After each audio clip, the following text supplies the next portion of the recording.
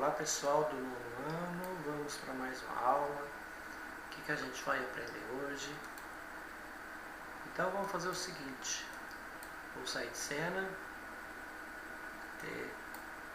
aqui, até mais.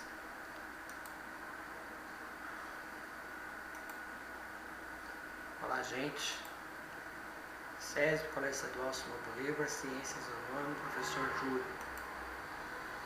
A gente vai aprender hoje fluxo de energia e matéria através dos ecossistemas. Vamos lembrar um pouco da ciência que vocês já estudaram anteriormente, bom? Mas isso aqui já faz parte de química. Qual que é o tema? Fluxo de energia, fluxo de energia e matéria através dos ecossistemas. Vamos lá? Aqui eu tenho uma cadeia alimentar. Vocês já estudaram isso em ciências, séries anteriores.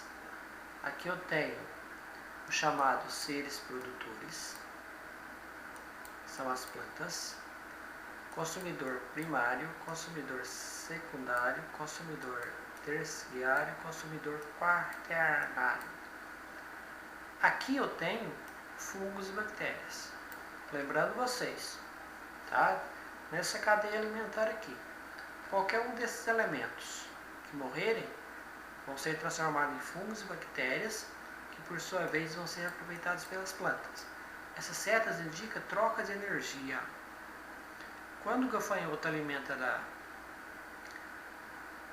dessas gramíneas aqui, ele está tirando energia daqui. O rato tira energia do gafanhoto, a cobra do rato, o gavião da cobra.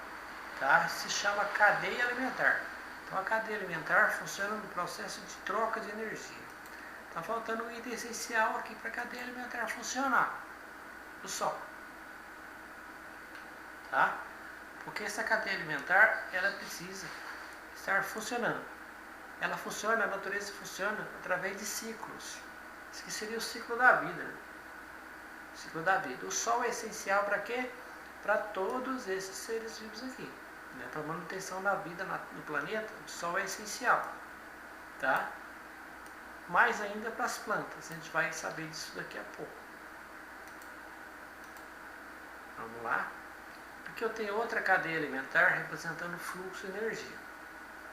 O sol aquece a superfície, né? Dá funcionabilidade para as plantas, porque as plantas realizam o processo da fotossíntese. Tá? Essas setas indicam troca de energia. Todos os seres vivos liberam fontes de calor. Tá? Aqui tem as plantas, os seres herbívoros que alimentam dessas plantas. Esse aqui também é um herbívoro. Esse aqui é um carnívoro. Setas indicam troca de energia. Tá? E todas as setas apontam fungos e bactérias. Tudo que tem energia, que tem no planeta, em um ecossistema, transforma em calor e produz energia. Vamos pensar um pouco. Como a energia flui e como a matéria é reciclada em um ecossistema. Para isso, vamos lembrar de chamada Lei de Lavoisier, também conhecida como Lei da Conservação das Massas.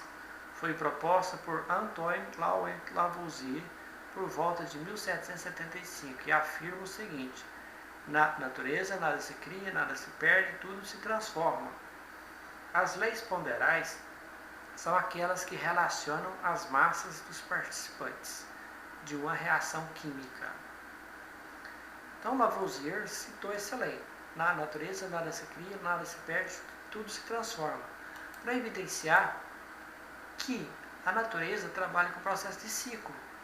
Tá? Esse processo de transformação aí é chamado de matéria reciclada. Né? Então, suponhamos que essa raposa ela vai morrer, né? Porque é um ciclo da vida. Né?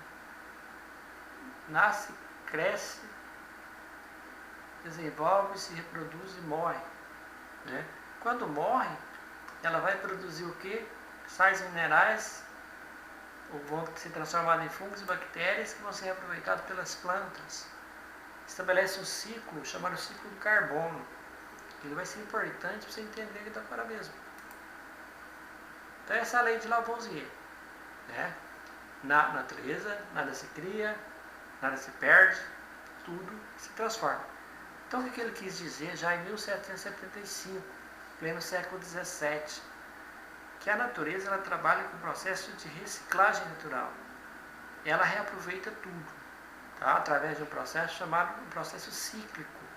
Funciona através de processo de ciclo, tá? Isso tudo, essas transformações, são resultado de uma reação química. Está lembrado lá de transformações físicas e químicas? As físicas não modificam a estrutura da matéria e a transformação química modifica a estrutura da matéria. Aqui está Lavoisier.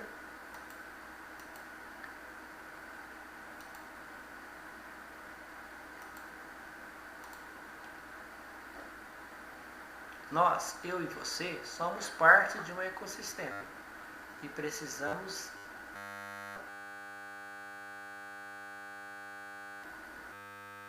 que é o ecossistema, né? Ou viver. Lá na cadeia alimentar, né, nós somos omnívoros, somos herbívoros e carnívoros ao mesmo tempo, tá bom? Então nós precisamos de vegetais e de animais para produzir energia e gerar calor. Vamos começar pensando na energia. Para a maioria dos ecossistemas, ela vem do Sol. Então a energia vem do Sol. A energia que é produzida, ela é proveniente do Sol. Não é o Sol que traz energia, é o Sol que ajuda a modificar e transformar elementos em energia. Existem outras fontes de energia, do luar, a geotérmica, porém o Sol é a principal, né? A energia do luar, que é da Lua, ela indiretamente vem do Sol também, né?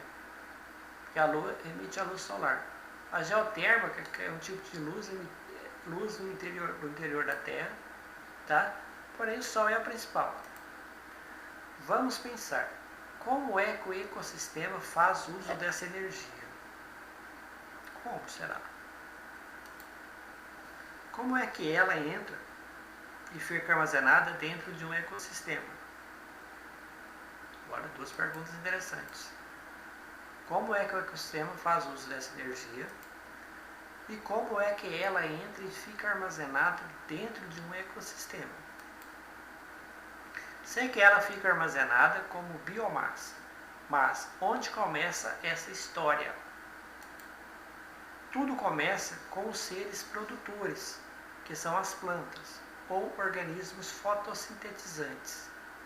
Então, esse processo de produção de energia, através do processo da biomassa, ela começa lá nos seres produtores, que são as plantas, tá? Ou outros organismos fotossintetizantes. Que organismos são esses? Os outros organismos são as bactérias, as algas azuis, que são capazes de realizar a fotossíntese. Sabe o que é a fotossíntese? Está lembrado, não é? É a síntese da luz. Ou seja, na presença do Sol, as plantas, durante o dia, na presença da luz solar, respiram o contrário da gente, tá? Elas expiram CO2 e liberam O2. Elas inspiram gás carbônico e liberam oxigênio. Nós é o contrário, né? Nós inspiramos oxigênio e liberamos gás carbônico.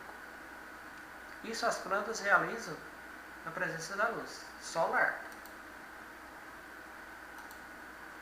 Sendo assim, esses organismos capazes de converter a luz, a energia luminosa e armazenar essa energia, são chamados de produtores primários. Quem são eles? As plantas, aquelas aqui, os produtores primários. Ou também são conhecidos como organismos autótrofos, que é a mesma coisa, ok? São nomes diferentes, para a mesma função. Seres autótrofos são seres que produzem seu próprio alimento. Tá? A única coisa que você precisa dar para a planta é o que? Sol, solo, a luz solar, o resto ela se vira. Né? Ela produz seu próprio alimento, por isso são chamados seres autótrofos. Porque eles, a partir do Sol, geram seu próprio alimento. Com isso a energia é armazenada na forma de moléculas biológicas.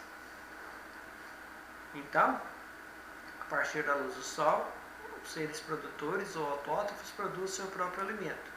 Tá? E essa energia, por sua vez, é armazenada em forma de moléculas biológicas. Se você desse um zoom nas moléculas dessa planta, você com certeza veria de forma simplificada todas as ligações entre carbonos.